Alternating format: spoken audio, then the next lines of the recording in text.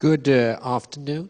Welcome to this, I think, very exciting session. My name is Mats Bojestig. I'm a member of a strategic advisory board, and it's my pleasure to be the chairman of this session about how to show cost effectiveness. And I'm sure that this will be so exciting that you not will fall asleep even if it's after lunch. We will have three presenters. First we will start with Edward Broughton, and then followed by Mahmood Adil and Heather Shearer. Edward Broughton is Director of Research and Evaluation from USAID Healthcare Improvement Project. He has a lot of experience in this area, and he will have the question of, is it cost effective to harm patients? And you could guess the answer, I think. So, Edward, please.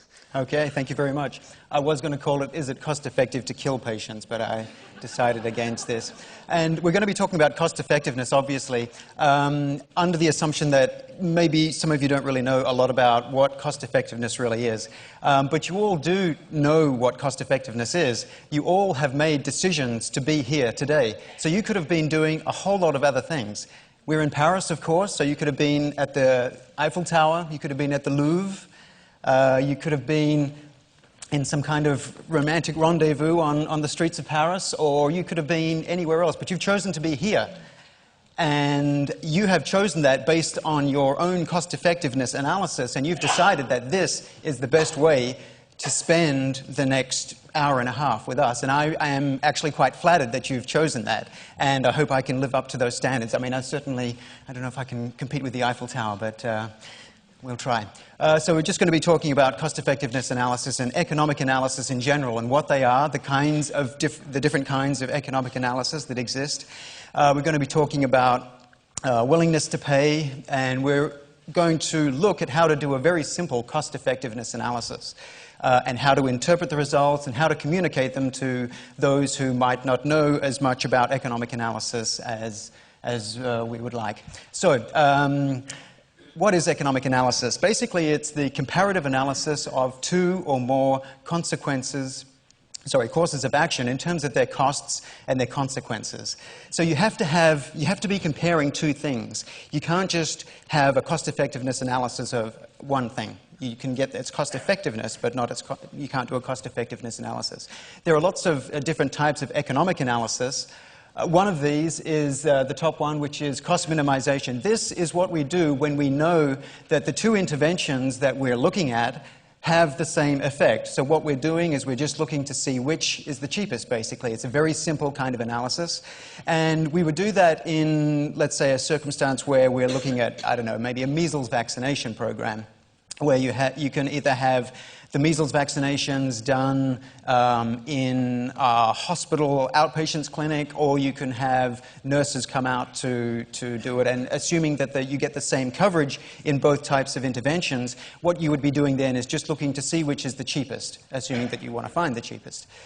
So that's the simplest kind. Cost-effectiveness analysis is when you're looking at the effectiveness or the effects of the program in terms of what we call natural units. So in the measles example, the measles vaccination, the natural unit would be maybe the cases of measles averted, or the cases of measles deaths averted, or some kind of measure like that. Cost-utility analysis is when we're using things like DALYs or QALYs. So everyone familiar with what DALYs and QALYs are? And do you know the difference between DALYs and QALYs? So DALYs are mostly, I'm not going to go into the specific details, but DALYs are composite measures to look that capture the degree of disability and the length of disability that's caused by an illness. QALYs do exactly the same thing. QALYs are generally used in high-income settings for economic analysis, whereas DALYs are generally used in low- and middle-income countries. But one is a gap measure, and the other is a sort of an absolute measure. So a question for those of you who do know what DALYs and QALYs are is, would you rather live a year of life with 0.2 DALYs or 0.2 QALYs? So does anyone want to venture an answer to that? So 0.2, DALYs are a gap measure. So 0.2 means that the gap between your health status for that year is between it being absolutely normal and where it is at that point is 0.2. So actually, you've got about 20% disability, so to speak.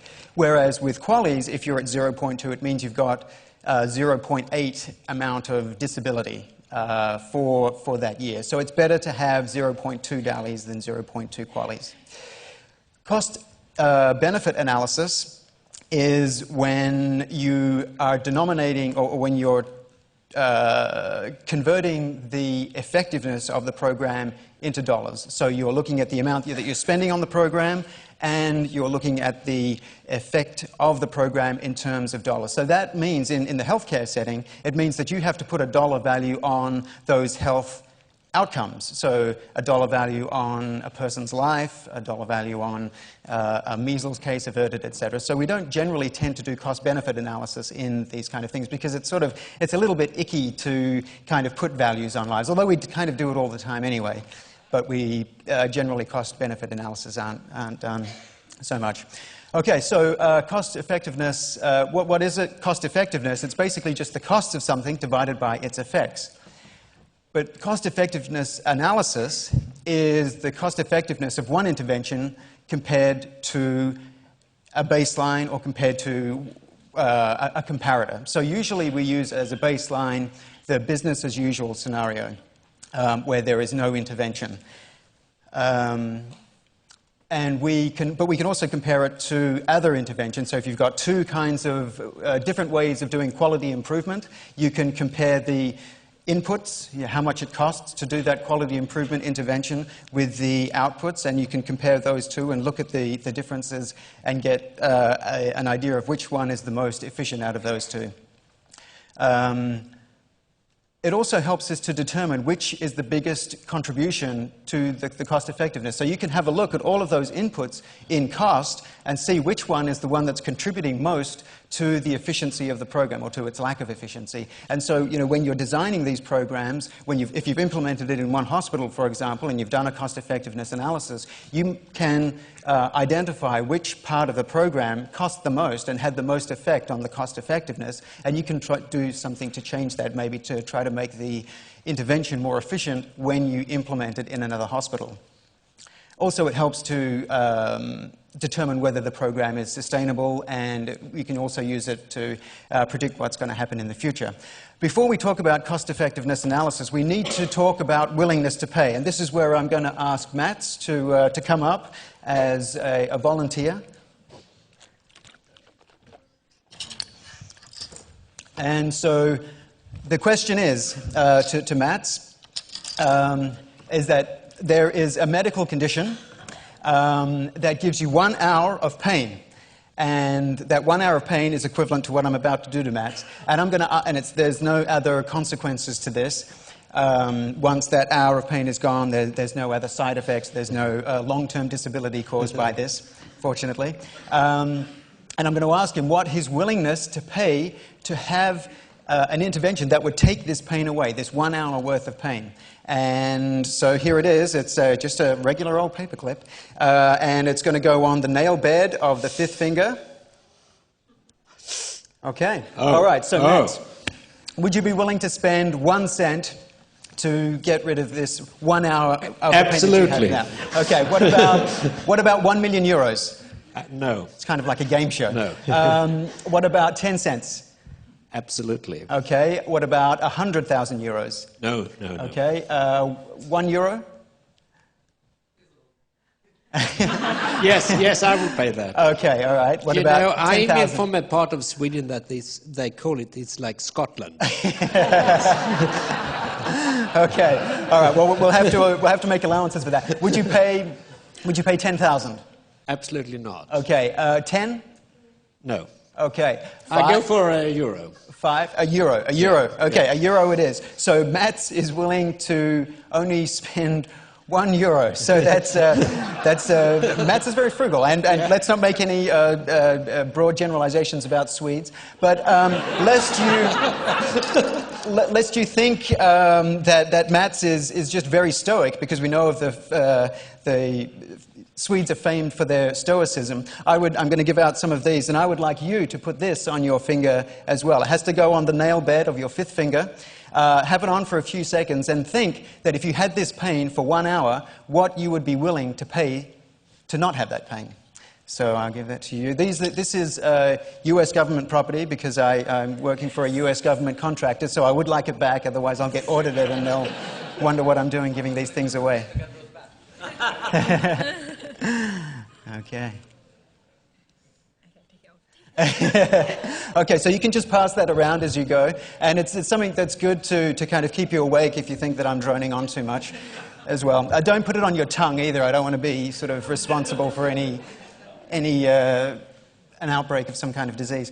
So the question that we follow this up with is, and I won't do it again to Matt because I know that it does hurt, as most of you are finding out. What would you be willing to spend on an intervention, or if there is a medical error that causes this same pain that you're having now, what would you be willing to pay for an intervention that would decrease the likelihood of you feeling this pain?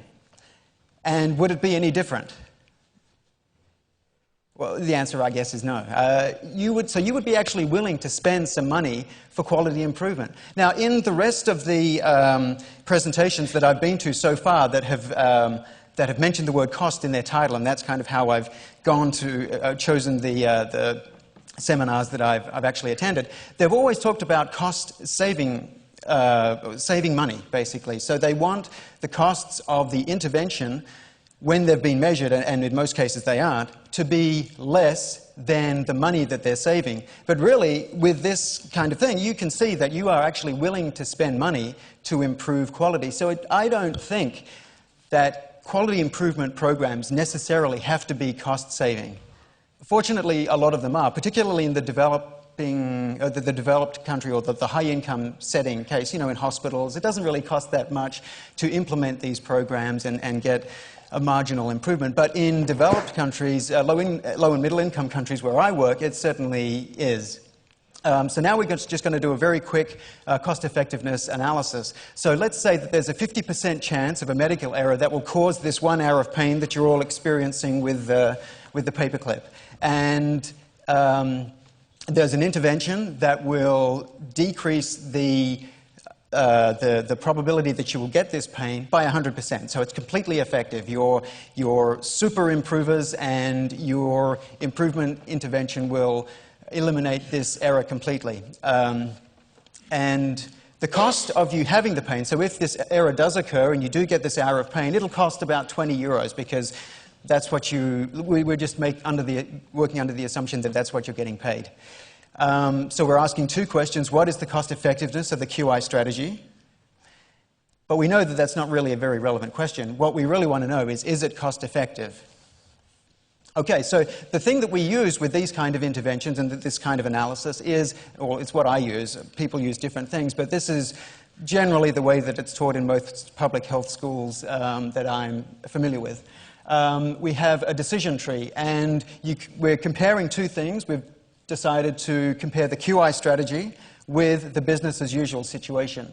Under the QI strategy, you can either have pain or no pain. So the QI strategy, but I've already told you that if you have the QI strategy, that the probability of you having the pain, the probability of the error occurring, is actually 0 because your quality improvement program is so good that it eliminates that error.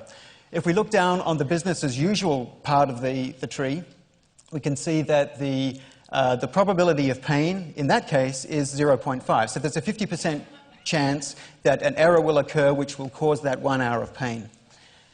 But there's also a 50% chance that you won't feel it. Even without the QI program, half the people don't feel the pain because an error doesn't occur. So what we do is we sum the terminal branches here for the two different, and it can be more than two, but in this case it's two, the two different programs that or the two different strategies that we're comparing.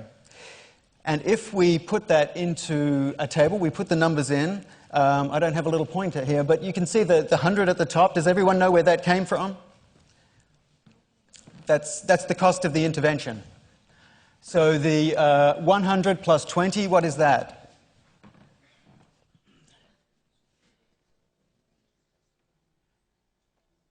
So that is the $20 or the 20 euros is the cost of the lost wages if you actually get that. But you multiply that by 0 because the probability of having that if the quality improvement intervention is in place is 0. So that's why it gets multiplied by 0. With the business as usual strategy, there's no quality improvement program, so there's no cost for that. There's no additional cost, I should say. We're talking about additional costs or marginal costs. So the zeros get multiplied by the 0.5, which is the probability of that thing happening. So with those two branches there, we sum those and we get 10 euros. So if you just go with the business as usual strategy, 10 euros is what it's going to cost. Does everyone see where that comes from? So with the QI strategy, it's going to cost 100 euros. So the difference between those two is 90 euros. The effect, we're measuring this time the effect in terms of hours of pain averted in this case, because that's the natural unit that we've just chosen to do. We could convert that into DALYs or QALYs. There's a formula to do that, but we'll just keep it nice and simple right now. And so the incremental effect is 0.5 because you get 1 hour of pain averted if you have the QI program, and there is 0.5 hours of pain averted if it's under the business as usual strategy, which means that there's only a 50% chance of getting pain, so half the people don't get the pain. The difference between those is 0.5, and then you just divide the difference in the costs over the difference in effects, and you get 180 euros per hour of pain averted. Okay, so you've listened to that. So now it's your turn to do some work. What if the quality improvement intervention was 5 euros? So in the next 5 seconds, I want you to think about it, do the calculation, write it down if you've got it. You've got a pen and paper?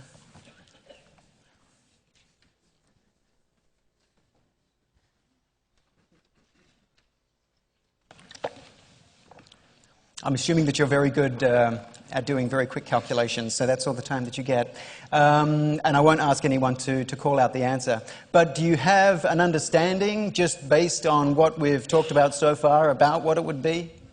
I mean, the calculation is not too difficult. It's going to be the 5 euros, subtract the 10. So where does the 10 euros come from here? Right, so it's the 20 euros multiplied by the 0.5 probability that will happen, that you'll lose the 20 euros. And the 1 is the effectiveness of the QI intervention, and the 0.5 is the base case scenario. So then you get a minus number, minus 10 euros. So if we were to put, actually that's the wrong one, because I thought if we didn't have a Swede, they might actually say that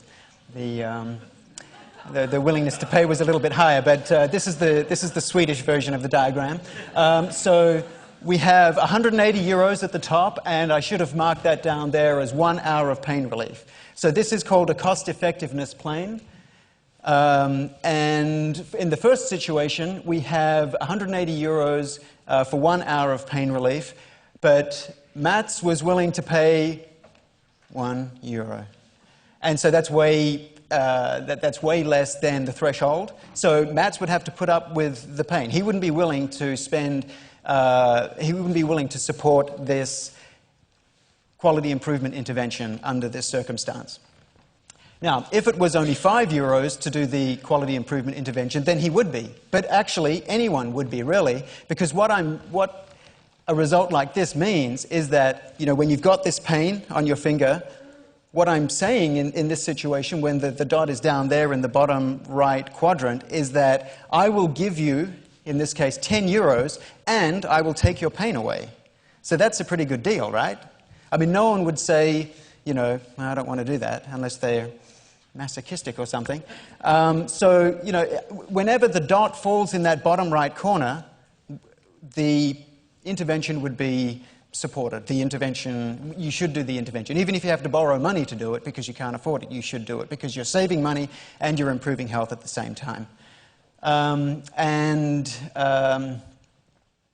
So that's the situation there. If the dot happens to end up in the top left quadrant, what does that mean? You wouldn't do it. Yeah, you'd never do it, because it would be like me putting the clip on Matt's finger and then putting another clip on another finger and then asking him for some money on top of that. So, you know, he's Swedish. He wouldn't do that. So that's how we do the calculations. And when you look at it that way, it's very simple, but the difficulty comes in when you have to make decisions and you have to put these calculations into situations where there's a lot of messiness. And the settings in which I work, that's definitely the case, because I work in low and middle income countries generally. So you, as I said before, you need to think about what you're comparing the intervention to. You need to think about the point of view that you're taking, or the perspective that you're taking with this analysis, because when you're considering costs, the costs to, in our case, USAID and the ministries of health that we work with, they don't necessarily care about the time of the patient. And if you were listening to Nigel Edwards' discussion an hour ago, you know, we should really be considering the length of, or the time taken for the patient's time, basically. We should have a value on that. We can take the societal perspective, in which case we would consider that. But quite often, you know, if you're talking to hospital administrators, maybe they don't care so much about patients' time. So if you have an intervention that increases waiting times, for example, you know, maybe if you're doing it from their perspective, they would support that kind of intervention. You have to think about why you're doing it, who your audience is. And you have to also think, and this is very important, about the time frame, because a lot of the quality improvement interventions that we put in place, we expect them to last longer than the period of time that the quality improvement team, if that's what you're working with, is in existence and actually implementing the program.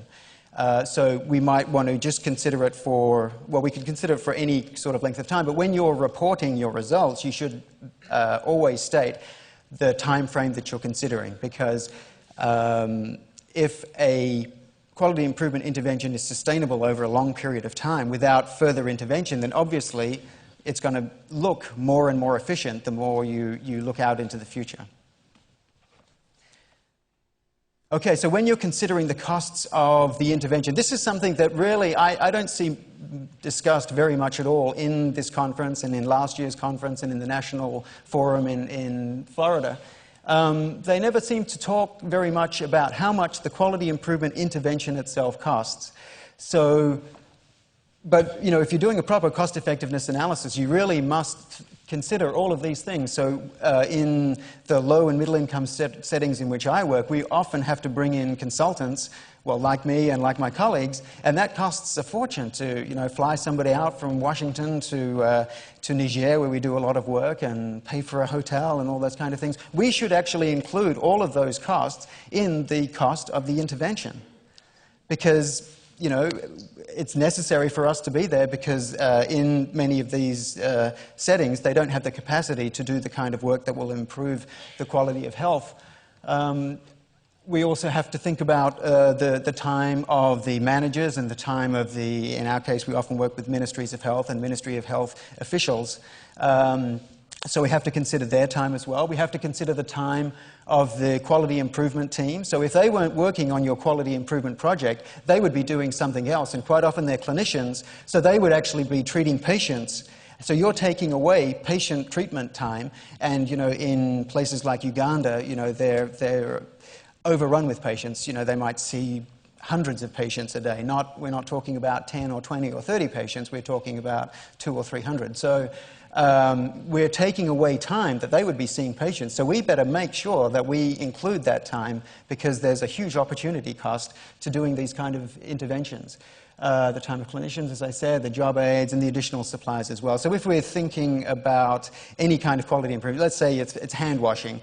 If doctors suddenly start washing their hands, you're going to be using more soap. So the increase in the expenditure for soap should be included as well. Of course, we hope that that's going to be a tiny expenditure for a huge improvement in terms of infections averted, etc. But all of these costs should be included, because then we get at really the true efficiency of the program itself.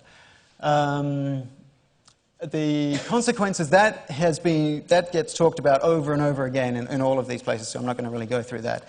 The effects, now this is kind of tricky in the quality improvement work that we do, because when you're talking to the people who have commissioned the study, they want to know quite often what the efficiency of the program in terms of patient outcomes. And quite often we aren't able to give those patient outcomes. So, for example, one of the important interventions that we've done over the years is improving the compliance with active management of third-stage labour. So most important part of that is giving oxytocin to a mother after she's delivered within the first minute. And because it's a uterotonic, it decreases the risk of postpartum hemorrhage, etc.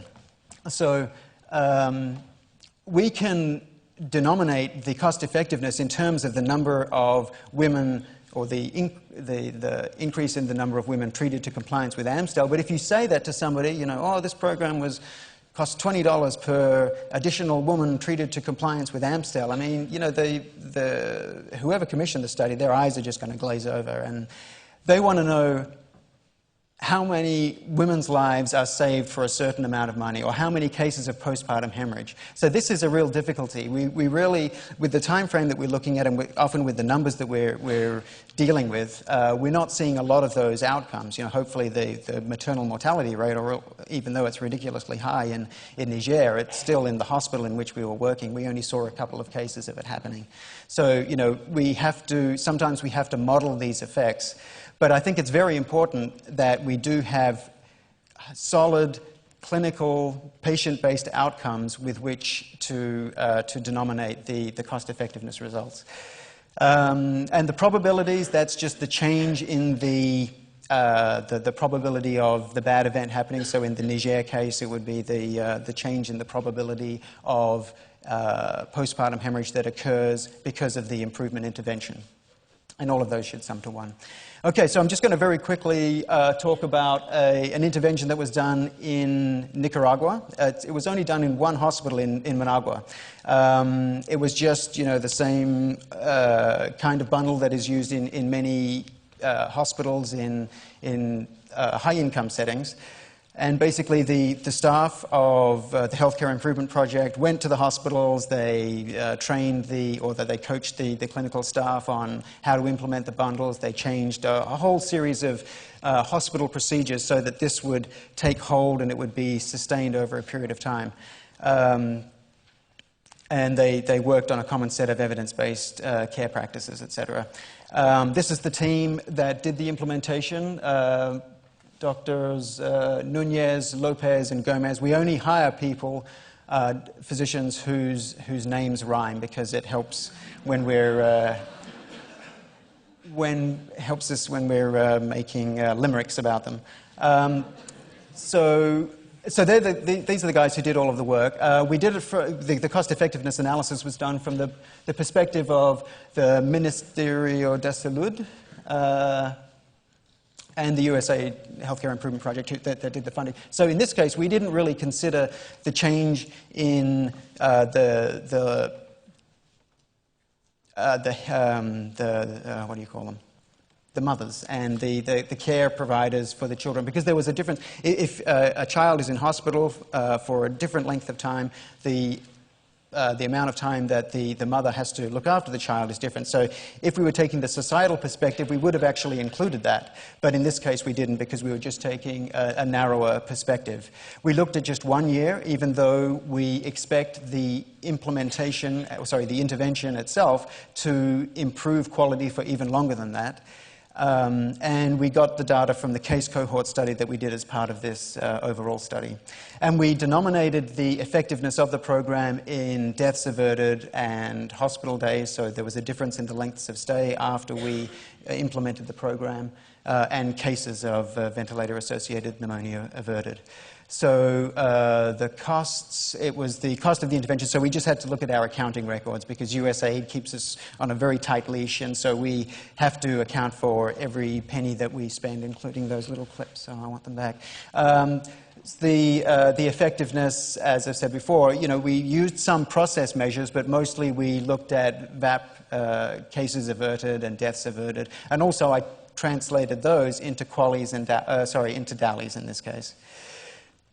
So this was the tree that I created, and once I put all of the data in, we can see that the cost of the prevention program was $4,000 or about $4,500. The cost of the business as usual strategy was $5,000. So already you can see that we're saving money there, and so we are expecting the dot that represents this result to be in the bottom right quadrant. So that was a good result. The reason why we got this result is because the quality improvement intervention itself was pretty cheap overall. We had a consultant come out from Washington to help implement this, and there was a lot of time spent by the physicians and by the QI team and by the HCI team, but the physicians in Nicaragua don't get paid very well, and so that's the reason why this intervention itself was quite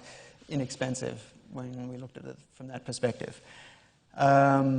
So once we do the calculations, we can see that it's $14,000 per ventilator-associated pneumonia death averted, which is a very impressive result. It means that the intervention improves health and saves money, but there are limitations. And this is where I get to admit what a hypocrite I am, because I'm always criticizing IHI and other big implementing groups because they never use control groups in their analyses, in their evaluations of their programs. And if you don't have a control group, how can you know what proportion of the improvement that you're seeing is not a regression to the mean or a secular trend because there have been changes overall in the system? And it's a huge weakness of a lot of evaluation of quality improvement programs that I see. Having said that, of course, I have gone ahead and done this without a control group, but that was because I looked at this retrospectively. The program had started before I became involved with it, and I had the data, and so I did the numbers. But really, it's a terrible weakness because I'm assuming that all of the improvement that we saw was specifically due to the quality improvement intervention, and I'm making that assumption based on hope, I guess, that that's the case. But really, that's a pretty flimsy thing. But at least I admit that when I wrote this up, so I figure that's better than nothing, I guess. But forgive me for being bad. So we're going to talk about the cost-effectiveness plan. Now, talking about the CEA thresholds, is that it? Or 5 minutes? Okay. Okay, that's great. Thanks. Talking about the cost-effectiveness analysis threshold. So Mats gave us his $1 per 1 hour of pain relief that he was willing to pay. But really, we are looking at these things on a population basis. And different groups have their own ideas of what willingness to pay should be. So these numbers here are for a disability-adjusted life year or a quality-adjusted life year. So in the UK, although it's not stated exactly, if there is a new drug for cancer that will, and its cost effectiveness compared to a base case of business as usual, is in the UK £30,000 per, well, let's say if it's £20,000 per quality, that drug the NHS will essentially allow that drug to be used. They'll pay for it. as part of the NHS's benefits package, I guess you would call it. If it was $40,000, they most likely wouldn't. I mean, there is some, I don't know exactly how the decisions are made there, but generally drugs that are more expensive than that would not be included. So different countries have different ideas about where these should be. Australia's is 50,000 Australian dollars per QALY. The US doesn't really work on these kind of principles, so they do other things, I guess. The World Bank has its own formula, and if they say that if the cost effectiveness of a program is about $150 per DALY, then it is considered cost effective and they would recommend a government to implement it. The WHO has this little scheme up here where they say that if it's 1 times the GDP, the GDP per capita of the country, then it's highly cost effective. So in Niger, for example, that's going to be about $500. So that means that, you know, those countries are willing to pay less according to the WHO. And it is true. I mean, their ability to pay for it is obviously limited. But things that are 3 times the GDP, so in Niger that would be $1,500 per DALY, that would be considered not cost effective, and so the WHO would not recommend that as part of their implementation. Okay, so when you are, this has been a very quick presentation. When you're reading cost effectiveness analysis, I hope you now have a better understanding of what they mean and what the results mean. You should look at some certain things that should always be mentioned in good economic analysis papers. They should always state what their perspective is, they should state what their time frame is, they should clearly identify what the strategies are that are being compared to and what model was used, if they're using a decision model like I showed you or another or an alternative. They should always state what assumptions are made, because we always have to make lots of assumptions just to make this trees simple and understandable and the data collection feasible. And the costs that were included and those that were excluded, that's part of stating what the perspective is and what the measures of effectiveness were and how the probabilities were calculated. Some other things that I didn't go through that you will often see in there is stuff about discounting. So things that happen over a number of years, where the benefits accrue over a number of years, there should be discounting or interest applied to those amounts. If you have something that's cycling through over and over again in the tree, that's a Markov model. You should do sensitivity analysis, because there's a lot of uncertainty in the inputs of this kind of analysis. You should actually have a confidence interval around it. As good scientists, we should look for that, because that tells us how precise our answer is, and that's very important. And credibility intervals, that's what I just said. Okay, so of course, economic efficiency is really only one measure and one tool that we should use to decide whether a quality improvement program or any implementation of a health intervention should be considered. Of course, we really need to think about equity and affordability. And with equity, I mean, for example, I work a lot in Afghanistan, and if we just looked at cost effectiveness, when we consider how much extra it costs to have women get services, because if they have to drive to or if they have to get to a clinic, they need to have a male relative with them, and it's just much more difficult in general. Then we would, if we only considered the efficiency of that, then we would never treat women, which of course is ridiculous. So in the context of having made decisions about equity, so we decide, okay, we're not going to leave out women, obviously, we're going to treat them. Then within that, we just work out the most efficient way to provide services to the women. We have to think about sustainability and the feasibility of the program. And we need to also make sure that we've captured all the costs. Quite often, after I've done an analysis, I'll realize that there are other costs that I should have included in terms of the consequences of the program or the implementation, and so I have to go back and add those in. Okay, I don't think I'll go through too much about communicating the results, but quite often you're talking to audiences who don't really understand a whole lot about cost effectiveness, so you really need to make it as simple as possible and avoid economic jargon, and also you need to be honest about the assumptions that you've made. This is the, in terms of the work in Nicaragua, the study that I presented, this is the breakdown of the the division of labor. So they actually did all the work. I'm just the one behind pointing the stick. So I would like to thank the Nicaraguan team for doing all of that good work. Okay, so if there are any questions, I am happy to answer them.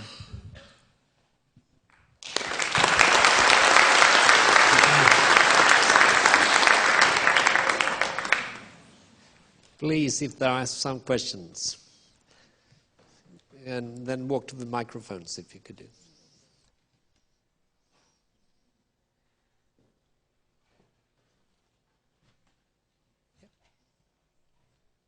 John Hoon from the Netherlands. I wonder, you take into account the 1 year in your calculation.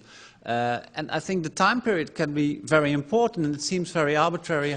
Just take 1 year or 5, because the effects will last much longer, and the costs of the initial implementation will probably only be in the first year, because you have to train people and do all the stuff. So I wonder how you manage to deal with this kind of uncertainty, because you can't really put it in a number. It's just the choice you make for how many years you want to take the effect into account.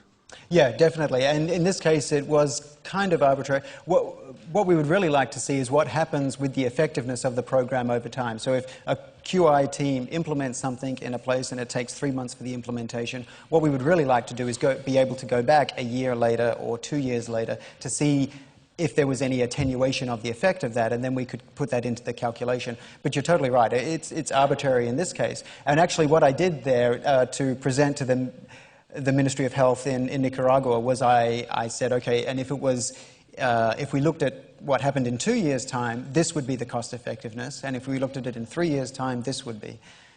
So we do those calculations as well, but yeah, you're absolutely right. That's a good question. Thank you. Yes? Oh. Hello. My name is Stephen from Ghana. I wanted to know the effect of the control that we were talking about, that the control will have on the cost eventually of the intervention that you want to bring about. So the cost of the control? Right. So yeah, we would look at, in most circumstances, we would look at how much, so let's say if we're doing an intervention in 2 hospitals.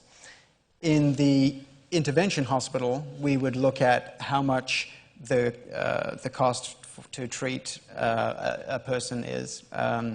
We would also look at those same costs in the control group, in the control hospital.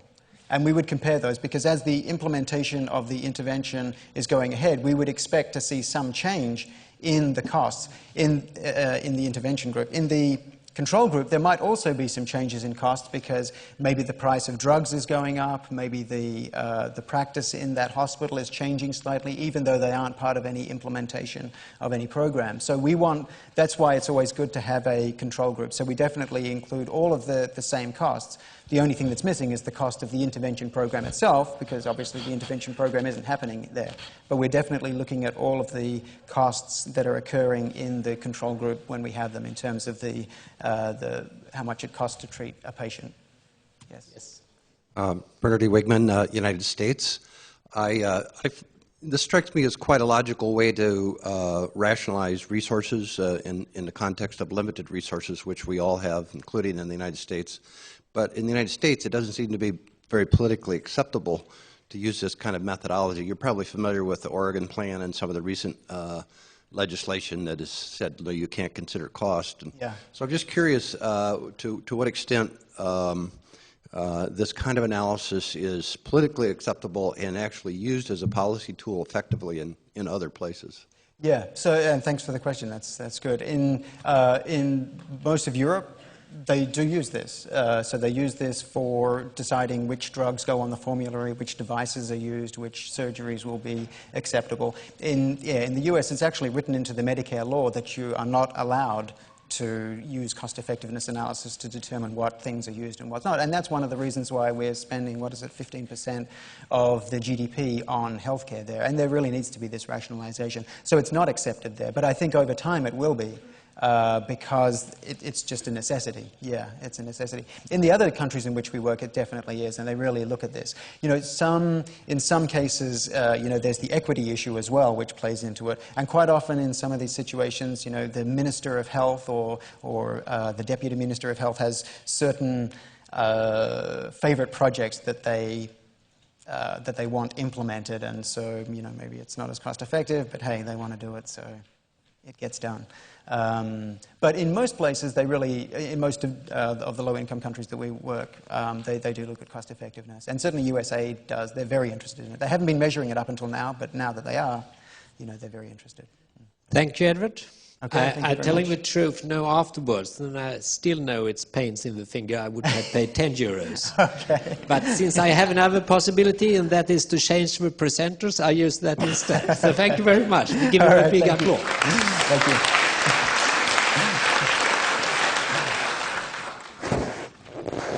Now we move into engaging clinicians and finance managers to achieve common goals with Professor Mahmood Adil and he was Shearer. And I would tell you that he will work as a quality and clinical governance lead in NHS Fife.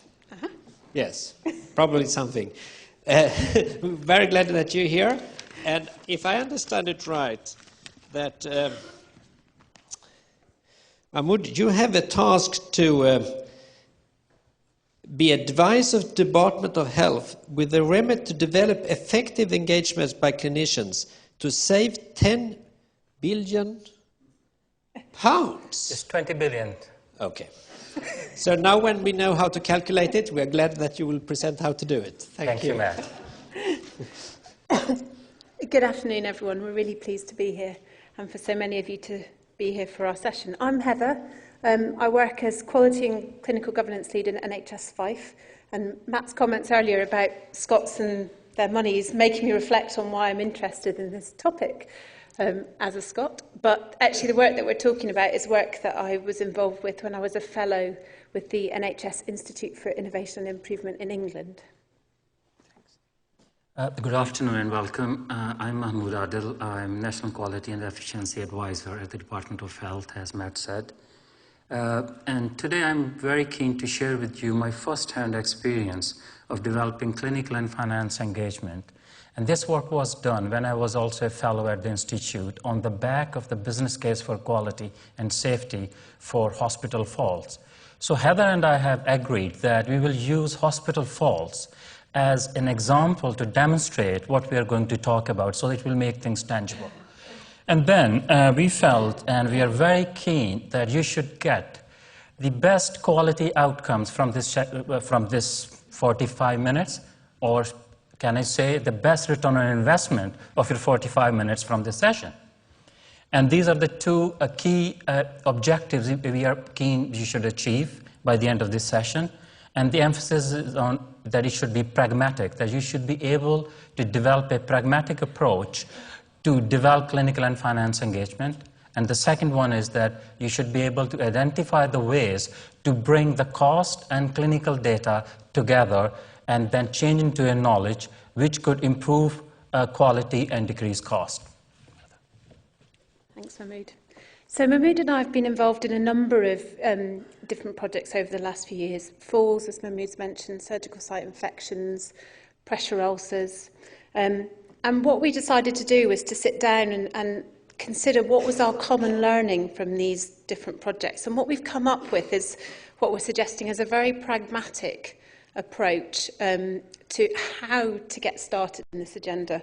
One of the things we've discovered from talking with people is that we can talk about some of the methods and the techniques, but actually how do you get started having these conversations in your local areas, in your organisations, in your systems? So that's what we're going to take you through this afternoon, and this is the pragmatic approach that we're going to work through with you.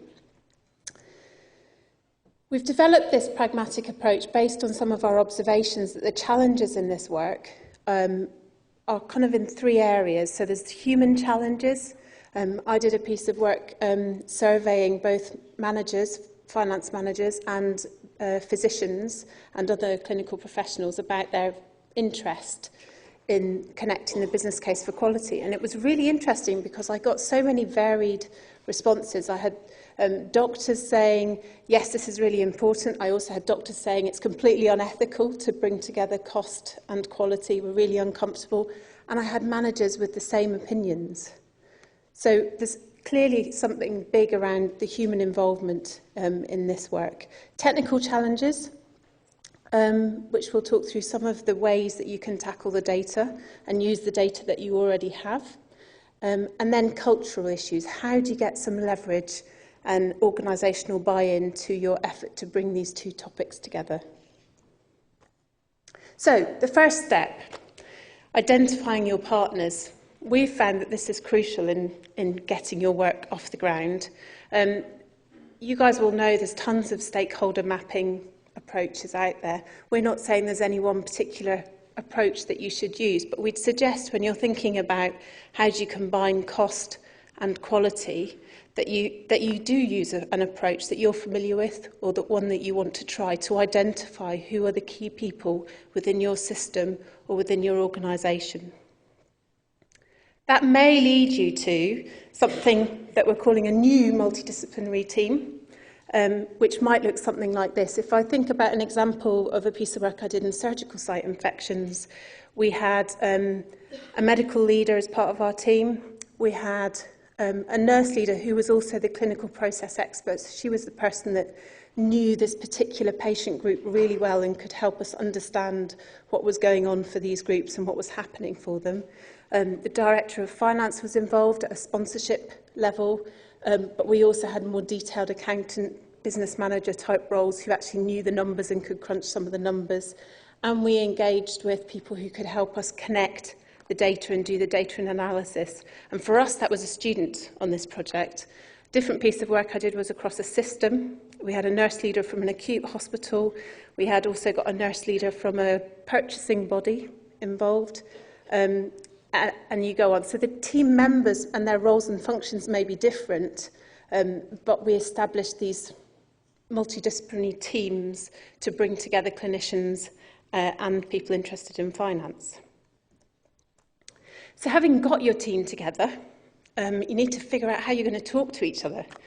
And there's been some very funny examples of people working in the same organisation or on the same issue, but somehow managing to talk at cross purposes. I don't know if any of you have ever experienced this, where you might be talking to your colleague, your clinician colleague, or your management colleague, and you kind of look at each other going, what are you talking about? I've no idea. So actually working out what language do you both use and what does it mean is really helpful. Mahmood, do you want to share your example? I think it was very interesting when I started working with this particular hospital. And I had my first meeting with the director of finance, and I wanted to break the ice or break the barriers. And I just picked up his annual report, and I looked at the last page, and there was a glossary. It means the key terms being used, which have been explained. And I went into my first meeting with him, and I used those terms exactly what he meant, rather than assuming. That not only helped me to establish the common grounds, but it also gave him the credibility. But then he posed me a very interesting question. He said to me, look, we have got a lot of problem with this so-called bad ulcers, but whenever I receive information from doctors, they're using so many different terms. You can see there are three, there might be more than that. So I took that message back to my other colleagues, the clinical colleagues, and that was a very good, simple example where we felt that don't assume, develop common grounds, but you need to have a simple glossary which can bring you on the common terms. Thank you. So you've got your team together, you've ironed out some of your most pressing language issues. We've then found it's really helpful to identify the levers that exist for you to engage in this conversation. Most of the places I've worked with, it takes them a bit of encouragement to get into this debate. That may be different where you work, but in my experience, it's not necessarily something that's at the top of everybody's agenda. So identify what might your levers be. They may be policy levers, there may be national or local levers. In the UK, for example, in England we have a Mahmood's lever, QIPP, saving significant sums of money across England through improving quality. In Scotland, we have the same kind of policy lever, which is called Quest. You may have regulatory levers, contractual levers, incentives or penalties relating to performance around safety or quality issues. You'll probably need to be authorised, so there may be levers within that sort of regulatory remit about connecting, using your resources really wisely for the best use of your patients. From an improvement perspective, you may find levers, lots of talks around this conference around reducing waste, harm and variation, or improving cost, quality and flow. Levers like safety walkarounds, patient feedback can be a useful way for you to identify some of these levers. And finally, you may have investigatory levers. So investigations into when things go wrong, particularly those investigations that talk about system or organisational contributions, can be really useful levers to generate some interest from your colleagues and your senior colleagues on this particular topic. So you've got your team, you've got your language, and you've identified some of your levers. So now what we're going to invite you to do is, we were going to do it as group work, but you're not in read tables. So we've put out some handouts. You may find a handout on your chair, you may find one on a chair next to you, you may have already brought one with you. And we're inviting you to spend a couple of moments just thinking through on a particular piece of work that you might be working on. What's your quality improvement area? Who would be your partners? Who would you be working with on this? What are your language challenges? And what are your levers? So I'm just going to put up the blank worksheets for those of you that don't have access to a handout. So just spend a couple of moments. If you want to talk to your neighbour, that's great. You could try turning around to someone who's just behind you, or thinking on it on your own.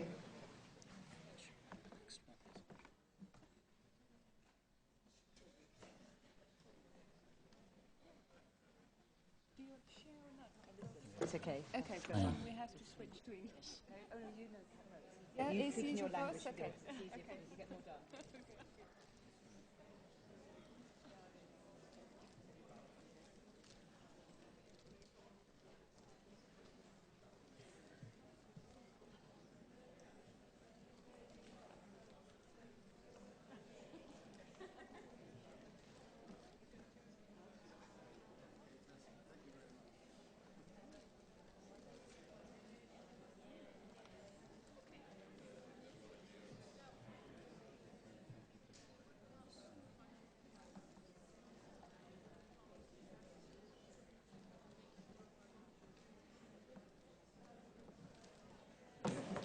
Okay, so just a couple moments more and then we'll continue.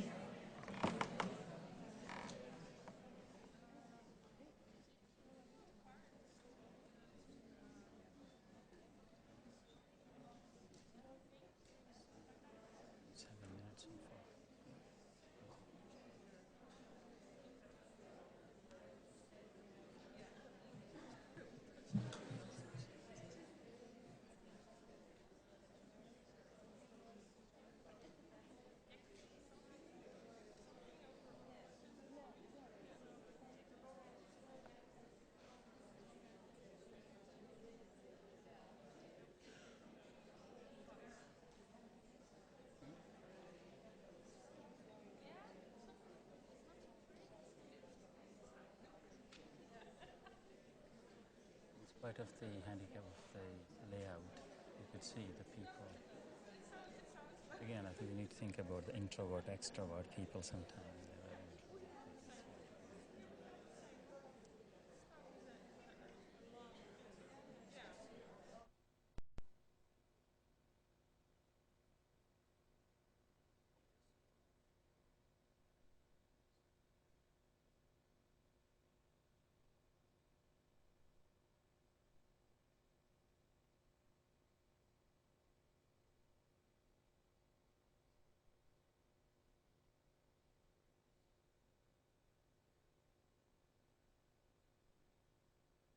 Well, should I say that maybe you have got another 30 seconds and then we will start the next bit?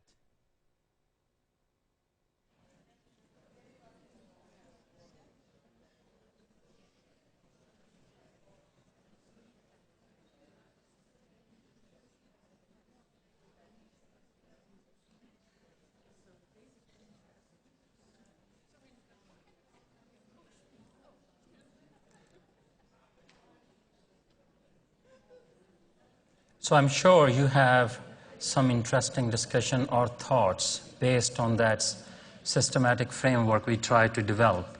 But if I just continue by saying that now if you have identified the right team, what this team should be doing, the first thing they need to be looking at that what evidence we have got, both on the cost and quality front. But if I'm using this example that in almost every hospital setting, we have got 3 systems. Maybe there are some hospitals that are very primitive, but you will find those 3 pieces of information. First is the incident reporting system. It means if any falls are happening, it has been captured one way or the other. Second one is patient record. Some hospitals are very advanced. They say they have got electronic patient record, but what does it do? It tells that what is the name, age, and other features of that patient, demographic features. But plus, it can tell what other treatment has been given to that patient. And the third pieces of this jigsaw is financial systems. It means how much money has been invested and how much different things and amenities has been costed within that hospital. But the challenge for the quality improvement advisors are how best to bring those 3 things together and change into a knowledge which could help to improve quality and decrease cost. And that means that you need to find some sources for that data. And I've divided it into 2 big pieces of information. One is finance data, because the custodian for the finance data are our colleagues who are finance managers. And the other one is the quality data, and that has been championed by people like you and other people who are clinicians or frontline, so they collect that data. And here are a few examples of the sources. I mean, of course, this is based on England, but I'm sure if you do a little bit of brainstorming, you can see that you will find similar sources wherever you work in those 76 countries. So if I just go by saying in finance, we have got patient-level costing, and I will talk about it a little bit later. Local finance systems, you can find it from literature. You go to the quality, this whole conference is all about how best you can get the quality data. So here are a few sources or examples where you can find some authenticated or detailed data. Now talking about patient-level information systems. And in England, the people who are from England, they might know we have got called PLICS, P-L-I-C-S, Patient-Level Costing and Information System. We are encouraging every hospital that they should implement it. What does it do? It's a simple framework, a standardized framework of collecting cost and quality data so that we can understand that how much each patient is costing us.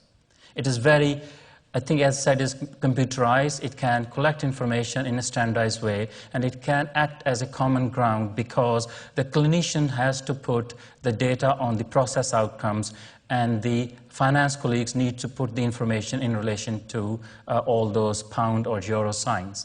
So at the end, this is very advanced, but this is a means, not the end. And the end is that if we have got that sort of system, will it improve the outcome for the patient, and we can save things by doing so. And here is an outcome. This is an example. This is a real example from a hospital. Just look at the top left-hand side. This is the box which shows how many patients were falling in those different wards. And look at the top right-hand side. It shows that were they able to save money or were they were losing money based on the number of falls.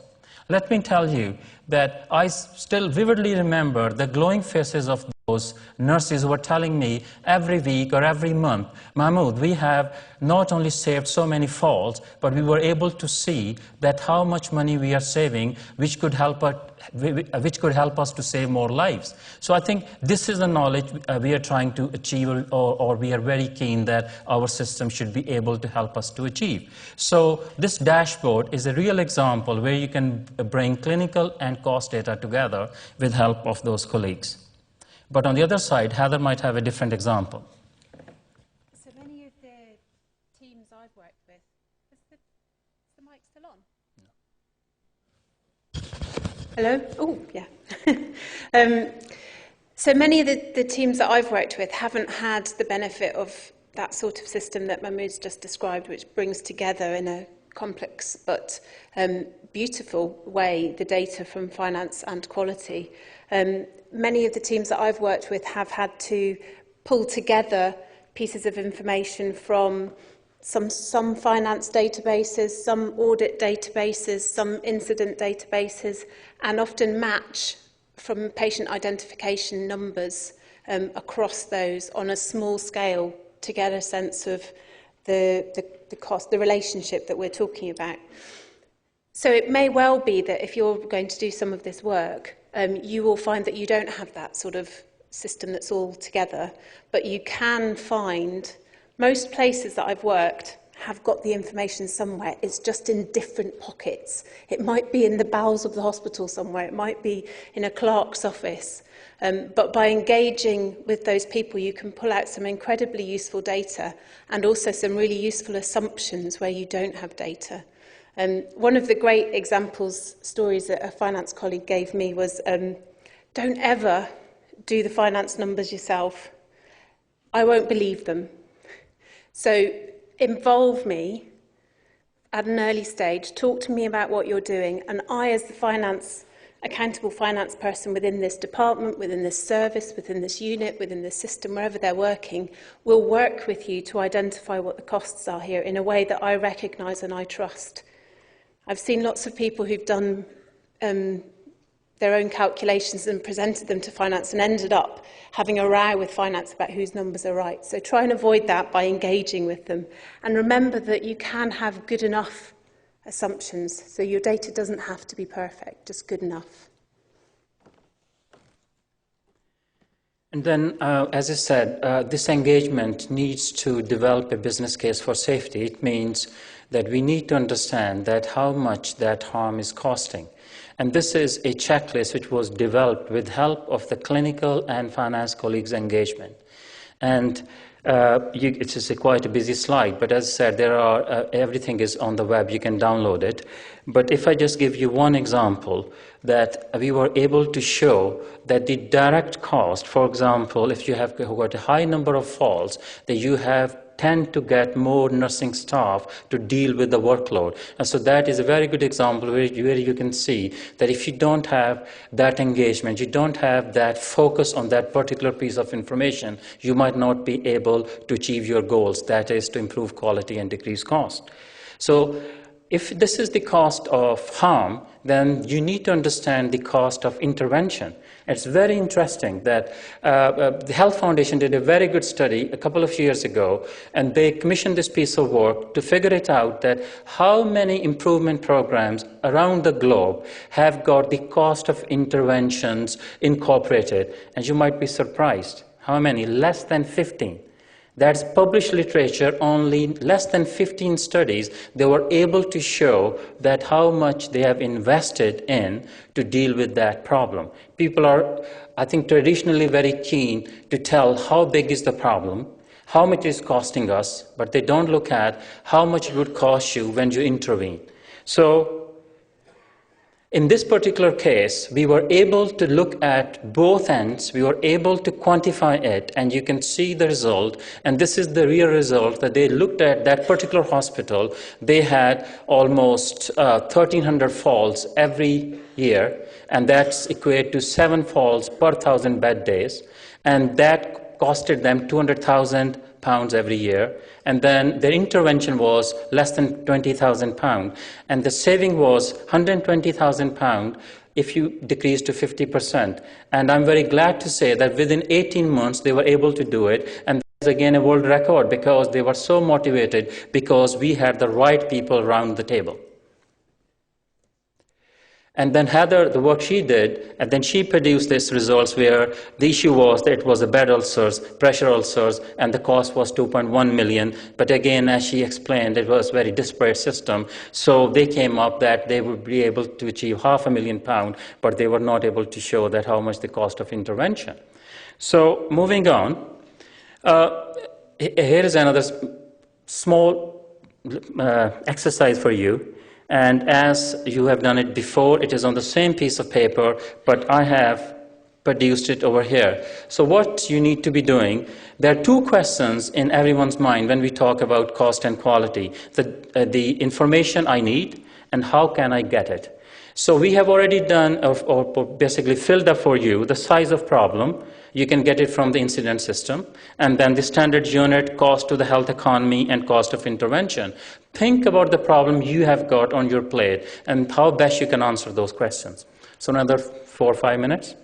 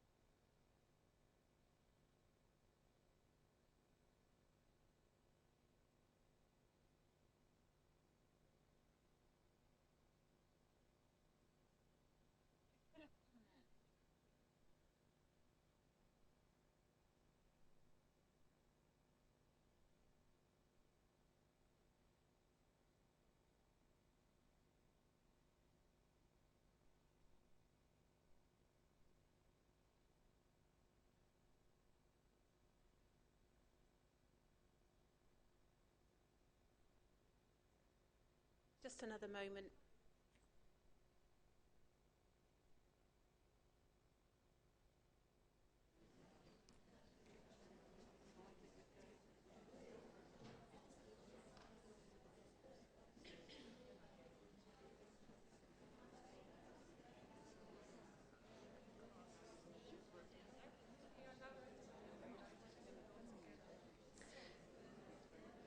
So what we've tried to do with these two short exercises is to help you have something that you can take away with you, something very practical, very simple, that can help you start on your journey, your leadership journey around building the business case for quality and connecting the two groups of clinicians and finance colleagues.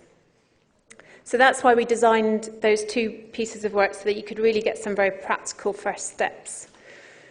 So, having done your first steps, you've identified your team, you've identified your levers, you've done some of your costing, you've brought your data together.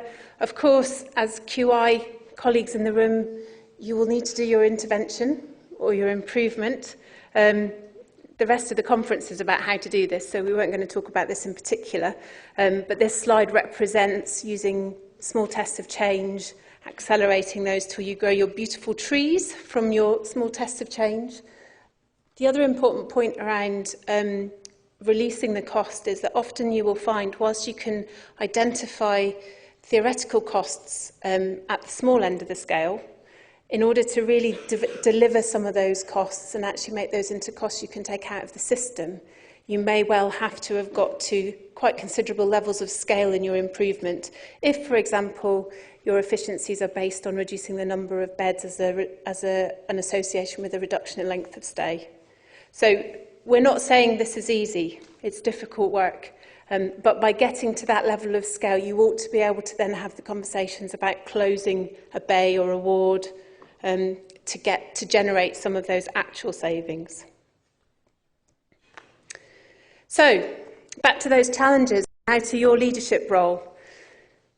We'd suggest you think about kind of several questions, not three, there's several more there, in relation to these challenges that we've identified, the human, technical and cultural. Think about, have we got the right people engaged in this work? What are our levers? Where is our data? Who's got it? How do we bring it together? And what are we going to do with it? What's it going to tell us? What's our method for improvement? What models are we taking? How are we going to use that? And then importantly, think about the stories. that you're going to be developing. Think about how you're going to create compelling narratives of the work that you're doing so that others will want to join in and buy in with you in this ongoing project. So creating those narratives are really crucial in engaging people's minds and hearts. They're valuable for connecting and reminding you why you're working on these things together. I remember very vividly some doctors in training spent some time working with managers. They came out of training for a week to hang around with managers, and I spent a lot of time with them. And they were saying things like, "Gosh, you guys really have the same values as we do." It was a complete surprise to them. I'm sure it's not just an English thing, but it might have been. But there was this kind of cultural assumption that because I'm training as a clinician, I have a really strong sense of why I want to work in the health service and to support patients. But those people in suits over there who are managers or managing the money, a lack of recognition that they have chosen also to work in the health service and often have those same underlying values but use different sets of skills to achieve those values. And vice versa, you have the managers in the suits saying, "Oh, those doctors, they won't do anything unless there's something in it for them. Where's the patient in all of this?" And all that kind of assumption. So creating the narratives can really connect and reconnect your team, and it can also engage new partners. Mahmood. Well, talking about stories, I think this is a real story which happened in that particular trust where I was working to bring the clinical and finance colleagues together to develop the business case for safety. So Mrs. Smith, she was admitted in that one of our NHS hospitals in July 2009. Why she was admitted? She had an ankle fracture at home. The surgeon did the excellent job. She was going to be discharged on 4th of July. Just one day before she was going to be discharged, she was leaning forward to pick her glasses and she fell from her bed.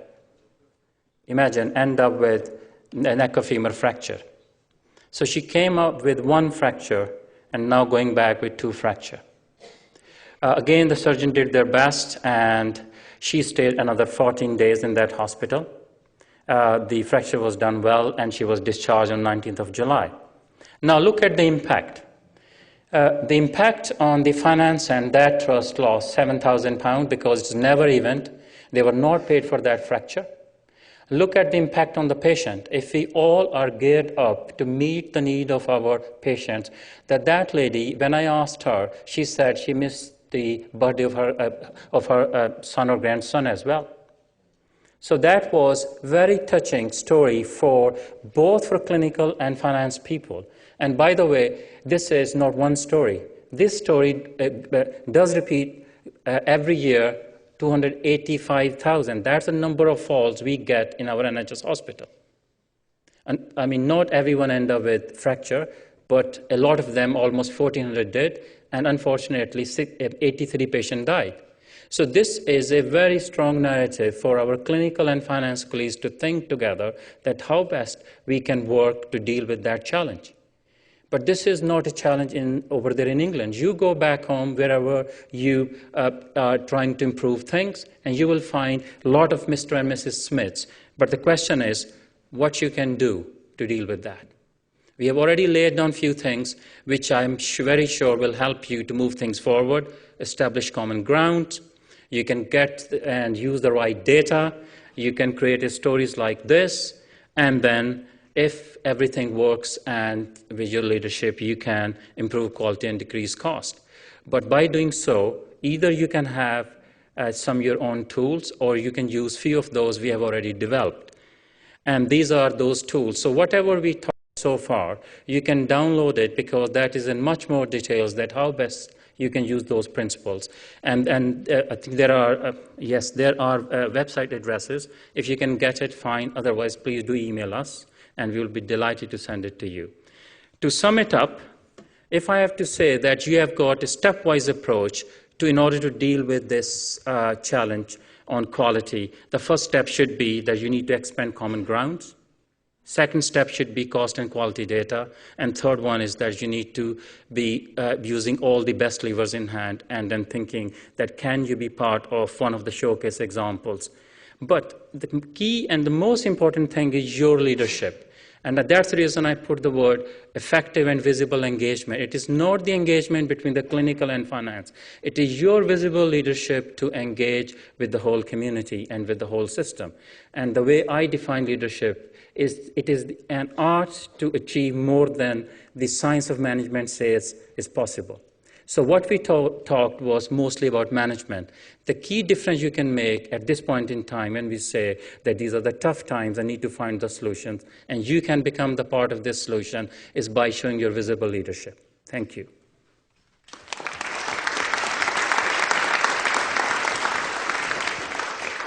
Thank you very much. I think it's very important these times that we show up, that this can bring some effectiveness and take down the cost. Please, it's open for questions.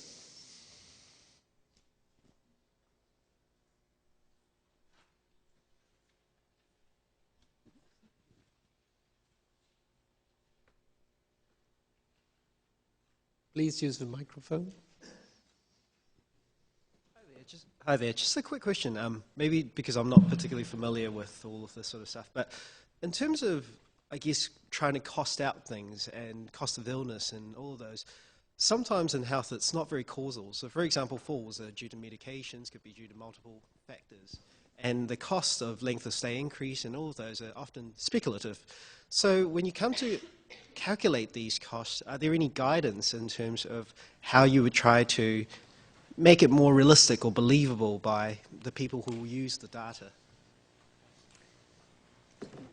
My very practical response to that would be working with your team, wherever you're working, is to agree those sets of understanding within your team so that you have a shared understanding for your organisation or your system, because what works for you may not work in another setting. There is literature around. You can do literature searches on these sorts of topics. But from my experience, nothing replaces that kind of local agreement of, you know, we're happy to say that all the added length of stay is due to the fall, or we'll say 50% or 60% is, or, you know, whatever it is that your place will agree to. That's my view. I don't know. I think I would say that the seeing is believing, because I showed you that dashboard. And the way we developed it is that we brought the consensus that what should be included and what should be excluded. It doesn't matter because this is a process and this is not the end. And people can fine-tune it, but you need to start somewhere. And I think we end up by saying that the 3 type of falls and the tall falls cost us almost 7,000. And I think people were able to define it by adding or taking a few things out. Hi, I'm Colin MacArthur from New Zealand. In a similar vein, much of the cost in an example, say, falls that you've used, is actually an opportunity cost for other patients. The bed is occupied for a few more days, and an operating theatre is occupied for a couple of hours. You don't actually employ any more surgeons or any more nurses. What the cost really is for other patients. They have a decrease in quality. And any thoughts about how you can agree on how to value that to do a cost effectiveness assessment? I think it's a very good question. Again, you need to be thinking that sometimes people say one organization gain is another organization loss. And I think the same apply that what system you're trying to use. You're very right. If it is opportunity cost, and if there is a long waiting list for hip replacement, and the operation theater has been occupied for few patients who had a fall in that particular hospital, so everything is being cascaded down. But on the other side, if you just look at externally, that how much it's going to cost the society, because people need to start getting to the debate of the value-based healthcare. But by reducing the harm, we can increase the total value in that healthcare system. And I think I'd just say, think about the levers that are within your system. So in some circumstances, that opportunity cost might be a potential income gain. for the provider. In others, there is no greater pot for income, so actually your opportunity is around becoming more efficient and delivering the same sorts of care through a smaller workforce or a smaller number of beds, which is where we need to get to the scale piece I was talking about earlier. So it may depend quite a lot on your context. This question could be for any of the panelists, but with falls or morbidities, it seems a little bit easier to establish things like length of stay, costs, or perhaps if it's after a surgery in the U.S., there might be a bundle fee to the surgeon if the patient's there for a longer period of time. That doesn't make any value to that. But how do you value mortalities? The patient may die very early in the hospital stay. They have a very short length of stay. And that's, I work in critical care, and so I'm always trying to argue decreases in mortality may not actually be something that we can translate into a monetary value, but obviously it is societal. If I remember correctly, Edward did say that, does death save money? Are you going to take this question?